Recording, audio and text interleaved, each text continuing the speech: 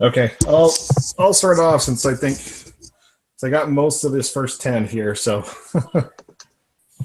Okay. okay. So number one, which of the following actions might we logically expect to result from rising stock prices? A, Jim decreases his consumption spending.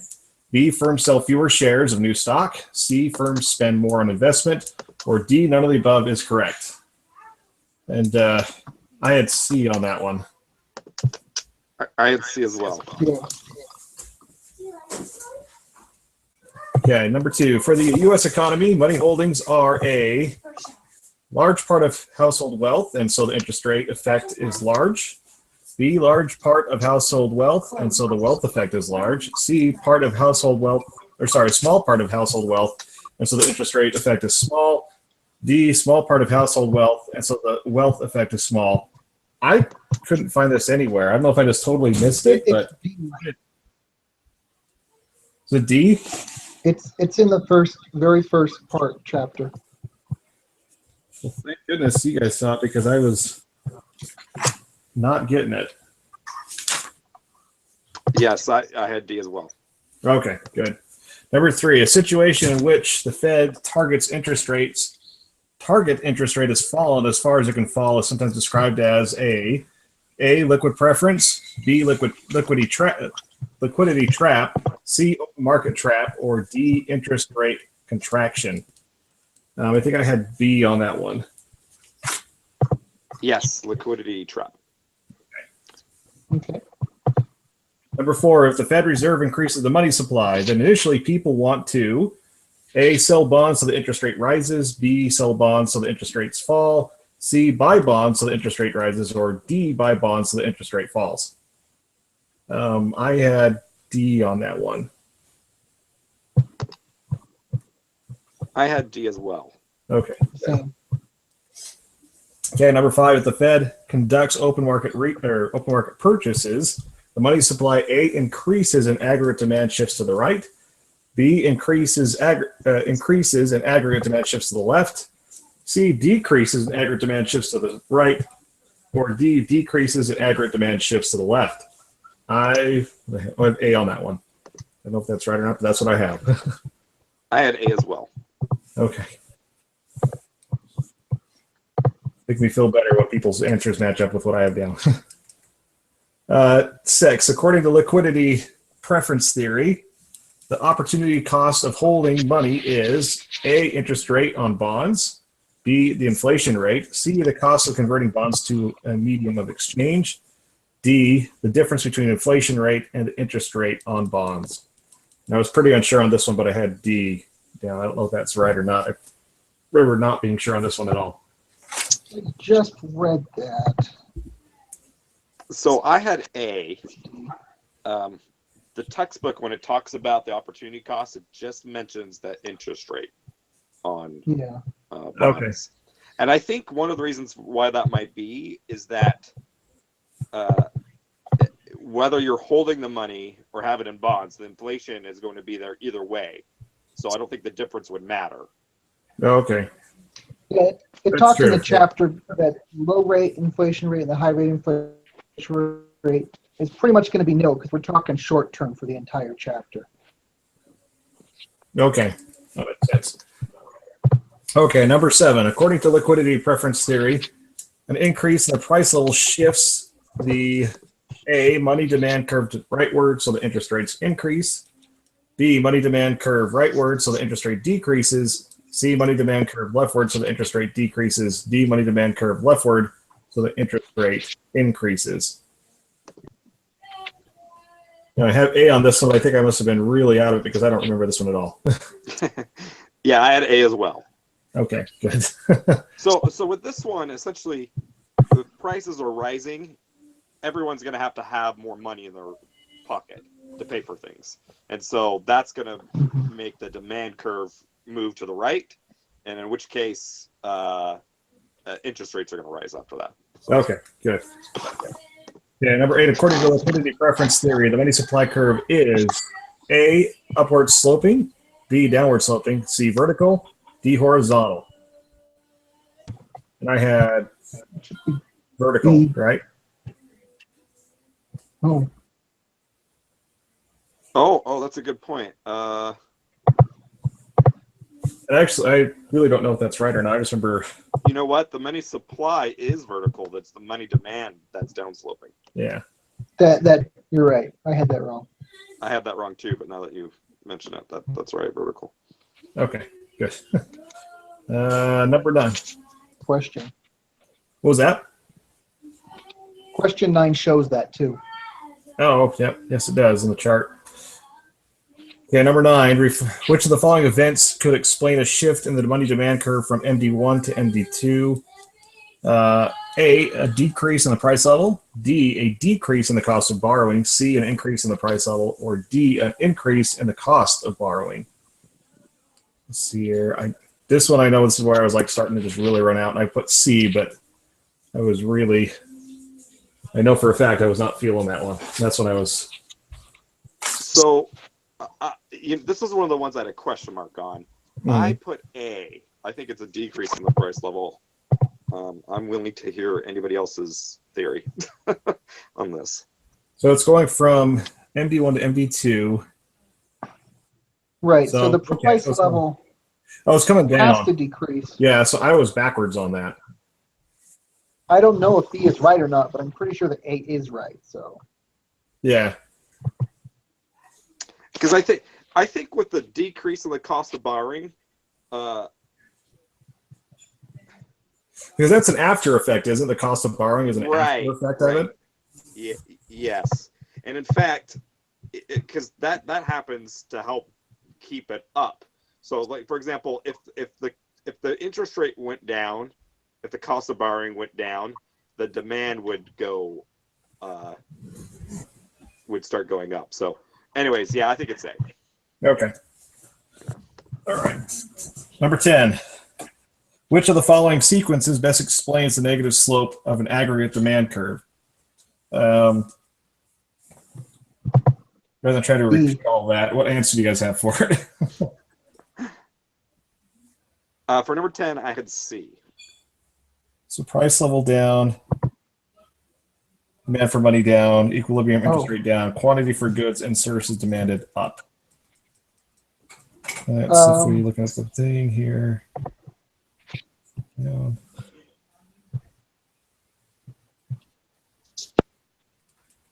Okay, yeah, that makes sense as I'm like thinking about it and doing it on the curve. So yeah, okay. All right, and we want to do the last 10?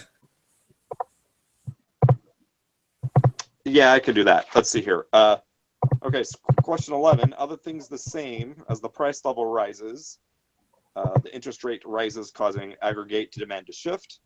The interest rate rises, causing a movement along a given aggregate demand curve. The interest rate falls, causing aggregate demand to shift, or the interest rate falls, causing a movement along a given aggregate demand curve. And for this one, I had B.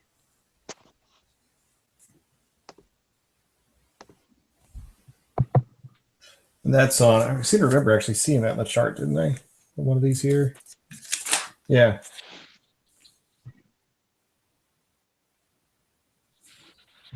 Okay, so you said D. okay, my only concern with question 11 doesn't seem to match up with what we have for question 9. Because in question 9, we are showing because of a decrease in the price level. Right? Yes. So if the price level is rising, we're looking for a shift, right?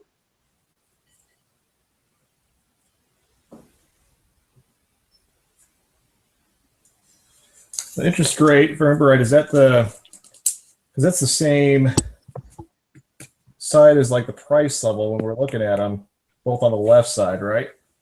Yeah. And usually, everything I've seen is quantity of money is on the bottom, so I don't know. Oh, I see what you mean. Yeah.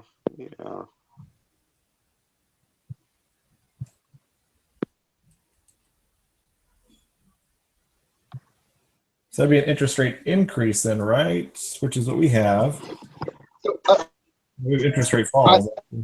I believe if we're saying that it's B on question 11, then we're wrong on question 9. Okay, so let's just address question 11, and then we'll kind of maybe look at question 9 Okay. deeper. So Okay. number 11, there's a Okay. there's a line in the text that says a higher interest rate reduces the quantity of goods and services demanded. Right. Okay, Where's that so, at? I should have written that down. Let me see if I can find that. Oh, that's fine. If you don't have it in front of you, I'll find it. I think it's at the end of Oh, there it is. section 21 1B. 1B, okay. Yeah, I see it. Okay, and I think we're still right on number 9, because the difference between 11 and 9 is that 11 is talking about the aggregate demand curve, so the demand for the total amount of goods in the economy. Number 9 is talking about the money demanded. So that's not Supply. Yeah. So let's talk about money demand curve, not the aggregate demand curve. So I think that's the difference. Okay. Gotcha. Initials in this, like it's hard for Yeah. me to keep track of. Yeah. It really, It's yeah. like- I really spent 3 hours reading and going through this, and it took a lot of thinking. Yeah. That was D, right? D as in dog. I had B for B as in Okay. boy. Yeah, I heard wrong. Yeah, B Sorry. as in boy. Yeah. Okay, that explains why I was a little confused. I was thinking, I was like, shouldn't that be rising? But there we go. You did have rising. Okay. Okay, so let's see here. Number 12. Taking the following information, the marginal propensity to consume for this economy is 0.65, 0.75, 0.65, or 0.664, depending on whether income is 10 or 11,000, or 0.8. And I had B for this one, 0.75.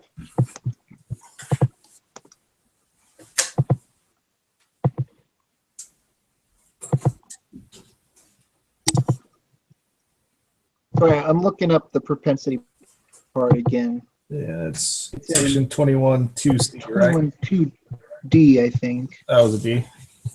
Oh, Maybe not. It is C. You're right. Oh, I had B, not C for this one. B. no, section C. Is what he's talking about. Oh, I get you. Gotcha. So the MPC Okay. is essentially what consumers spend on when they gain more money. So Right. it's a percentage change of what they are spending, an increase in income. So it's a math problem. Yeah. So in this case, Okay. they've increased in income by $1,000, and then their spending has only increased by 750. So that's 750 divided by 1,000, which I got the 750 there. 1,000. Gotcha. So 0.75. Yeah. Yes. Sounds good to me. So it's the difference that we're looking at. The difference in the income and then the difference. Right. The difference in spending. Yeah. Compared to how much they're saving. So yeah. We're trying to Right. figure out how much of an increase in income will lead to an increase in spending. That ratio. Uh, All right, number 13.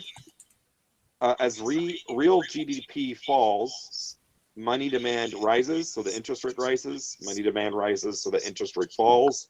Money demand falls, so the interest rate rises, or money demand falls, so the interest rate falls. And I couldn't find anything in the text that specifically addressed this, but I guess D for this one. It's got to be either A or D because interest rate and money demand go together.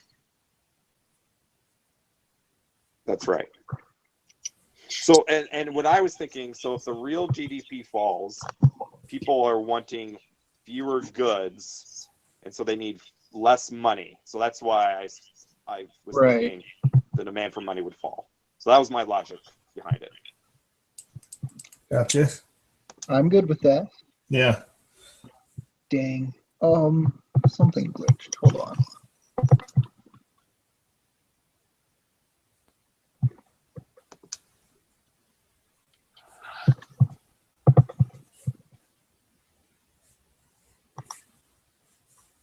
Okay, on question 12, we had 0.75%, right?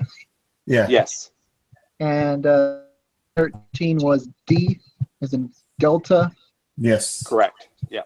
Okay, great. Thanks. Okay.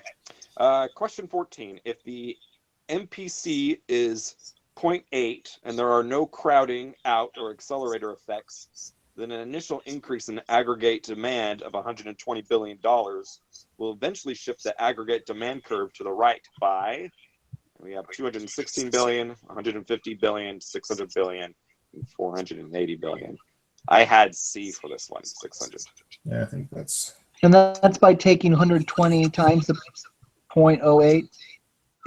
Well, the equation for it is So the multiplier, 1 plus, oh gosh, what is that there? Plus x plus squared plus x third Plus x cubed. Yeah. cubed.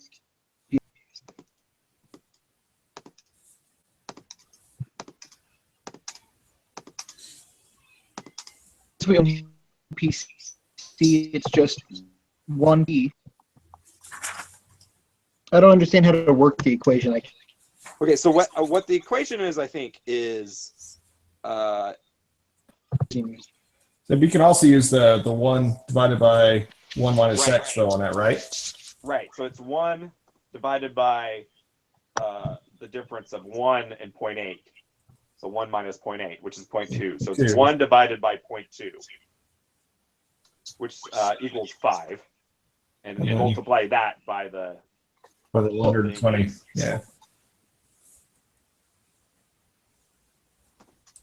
So that's where I got the 600. 1 Yeah. plus the NPCC.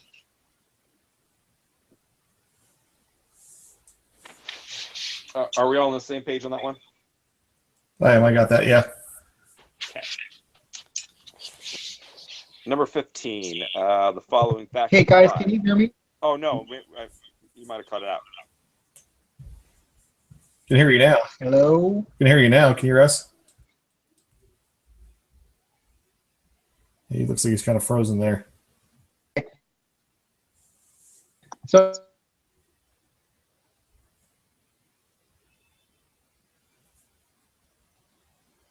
Paul, can you hear me still? I can hear you, Roger, but Ben is dropping in and out. Okay. Yeah. can you guys hear me better now? Yeah. Yeah. On question 14. I heard you say that you minus the MPC from 1. Yes. The equation shows that you add it. You divide it by 1 and then you times it by, in this case, 120. Where are we at? Because I'm on 21-2C, Yeah. and the multiplier equals C.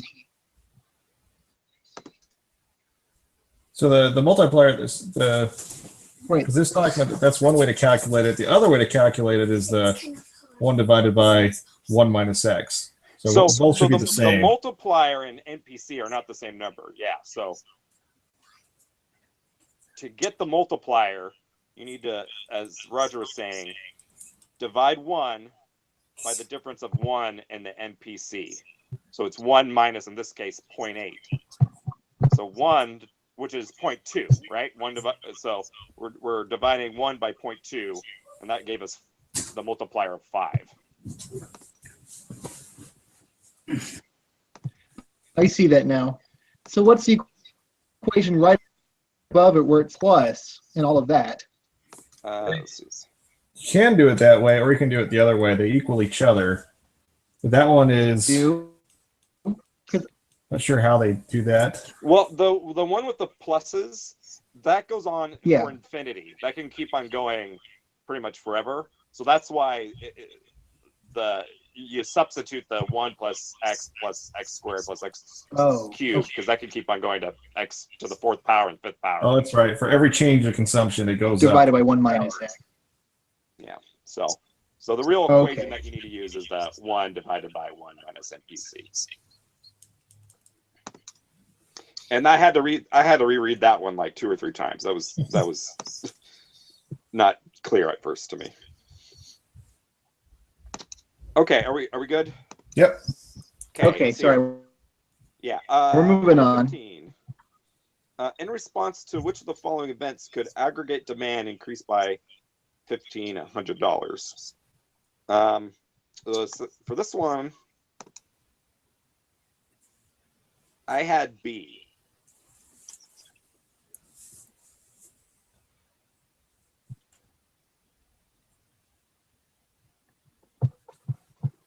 So we have a couple of scenarios where, in some cases, there is an crowding out effect, and in other cases, there's not.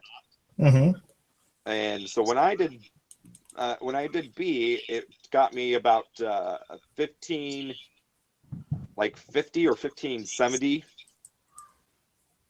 So pretty And close then to assuming with the crowd out and then- effect. Yeah, and then that would bring a small crowding out effect would bring that down to 1,500. Gotcha.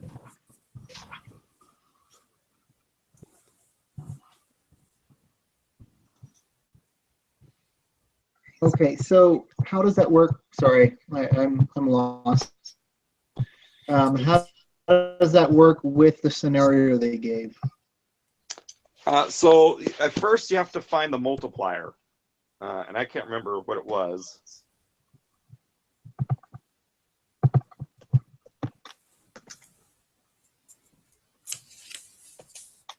Okay, so the multiplier PC, which is the difference between Right. So the MPC in this case is the difference in spending, which ends up being $320 divided by the difference in income, which is $500. So that ratio is 0.64. Right. Then we can get the multiplier by doing the formula we just did in the last problem. 1 divided by a point. But then what am I timing it by? So it's 1 divided by 1 minus 0.64. So it's 1 divided by 0.36. And that's 2.7. Then Continuing. So now we can multiply that by the spending that they talk about in each, like A, B, C, and D. So like so we have to get the 1,500. Yeah, so the first one we multiply the multiplier by 300, and that's $833. So we know that's out. Right. Is the 550. Yeah, but we do it by 500 or 550, and that gives us, it looks like 1527. And so with a little bit of a crowding out effect, that would bring us pretty close to 1500. The reason it's B instead because there's a little extra, which is the crowding out effect. Yeah. Right. Yeah. Yeah. Okay, great. Yeah. C, there's no crowding out effect, so we're over the 1500. Right. Yeah. Okay. Okay. Number 16, suppose the multiplier has a value that exceeds 1, and there are no crowding out or investment accelerator effects. Which of the following would shift aggregate demand to the right by more than the increase in expenditures? An increase in government expenditures, an increase in net exports, an increase in investment spending, or all of the above?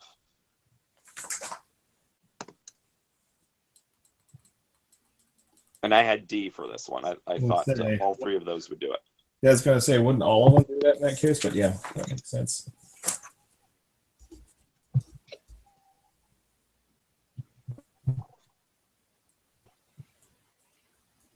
Okay, number 17. Suppose there was a large increase in net exports. If the Fed wanted to stabilize output, it could increase the money supply, which will reduce interest rates. decrease the money supply, which will reduce interest rates, increase the money supply, which will increase interest rates, or decrease the money supply, which will increase interest rates.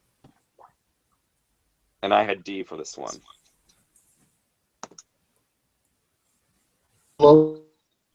That people spend more in town in the economy here. So a large increase in net exports means that money's coming in from overseas. So money's coming into is coming into the country, increasing the money supply. And so to stabilize, you would want to go in the opposite direction, I think. So you'd want to decrease the money supply to help stabilize the economy. Otherwise, inflation would run pretty high. D as in Delta. Is in Delta. Yeah, that's what I had. Are we in agreement on that one? I was makes thinking sense. backwards. A lot of people exporting.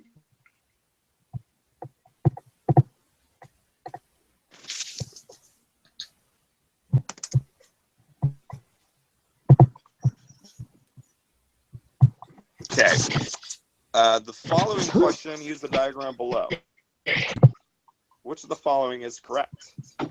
Unemployment rises as the economy moves from point A to point B. Either fiscal or monetary policy could be used to move the economy from point A, or excuse me, from point B to point A. If the economy is left alone, then as the economy moves from point B to long-run equilibrium, the price level will fall farther. For all of the above are correct.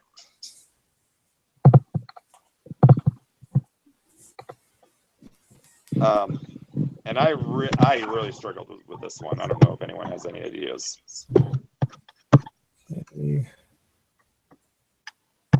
If we go from point A to point B, so maybe just tackle them kind of one at a time here. So if it goes from point A to point B, the price levels are actually going to drop. Looks like So would unemployment rise in that case, though? I mean, there's right. Yeah, I think it would. So not so much the price level, but the quantity of output of the aggregate demand decreases. So that seems to me that the economy is going to be slowing down, businesses are going to be closing, and unemployment will rise. So I think that part's right, but I also think B is right, but I don't think C is right. So I don't think it's all of the above. So that's where, if we go to the next one, it seems like you could use fiscal or monetary policy to make that move. Yeah. But the C is the one I'm kind of confused about. Why does it confuse you? Isn't it long range equilibrium would come back to the LRA line?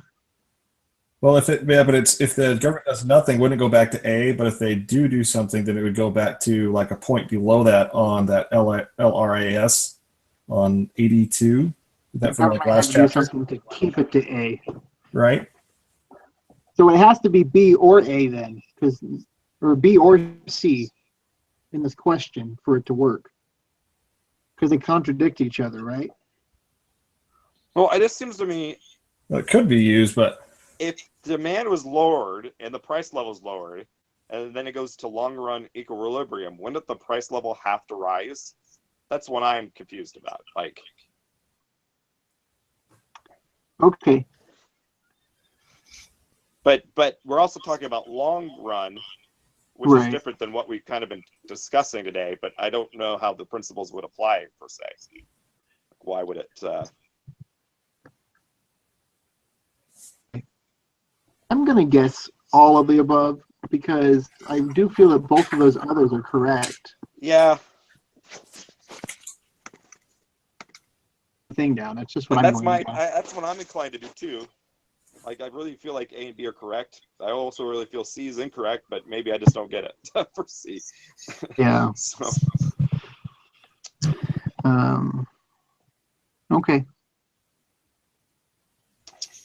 Okay. Number 19, which of the following policies would be advocated by proponents of stabilization policy when the economy is experiencing severe unemployment? a decrease in the money supply, an increase in tax rates, an increase in government purchases, or an increase in interest rates. And I had C for this one, an increase in government purchases. Yeah, I remember reading that one. Yeah. Okay. And the last one, opponents of active stabilization policy generally don't believe, even in theory, that fiscal policy can stabilize the economy, generally agree that fiscal policy has no impact on the long run, believe some effects of monetary policy may be long-lived, or think the Fed should simply try to fine-tune the economy. And I had C for this one as well. Yeah. Yep, I do remember reading that as well. Surprisingly. Which one? C as in cat. Yes, C. Essentially, by trying to fix short-term problems, you might be They're affecting gonna it in cause the long more. run in a way you don't Right. want to. Yeah. Okay. So it's not Keynes, it's the other guys, right? Yes. Yeah. Okay.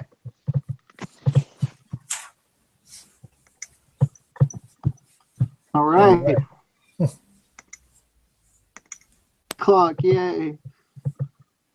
Perfect. I just submitted it. We got a perfect score. So Oh, awesome. Thanks, guys. Well, you did. I got 19 out of 20. Wait, what do you got? 19 out of 20? I've got 20 out of 20? Yeah, Yeah, I I got- must have clicked something wrong. It's okay. yeah. Okay, that's like, how did that happen? But still, even if I get I- 19 out of 20, I I'll be was happy with glitched. that. Most of the kind of following along as best as I could.